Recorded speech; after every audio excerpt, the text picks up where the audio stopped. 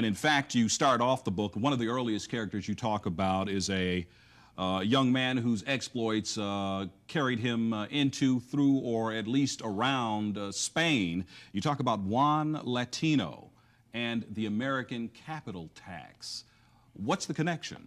The American capital, he was about the last individual in Spain before the Jacinto policy went into effect, where officially black folk were identified as being the slave class, the laboring class of the world. And he was the last one going through college at that time. He was the last one to get a degree, the professional group. But at that same time, they passed in Spain a tax saying that any black person that had a degree, just not because of his education, but because he was black, had to pay a tax.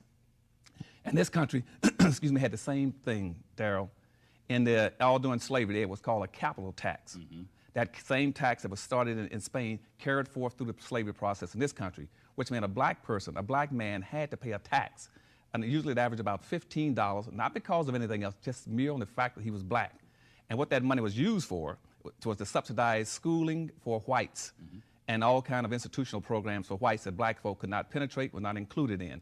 So in the society, throughout our society, whether it was in Spain or through America, black people have always had paid a black tax, just for the mere fact of their presence. Another fact that you point out in the book talks about a national holiday that will be coming up soon in our country, known as Thanksgiving.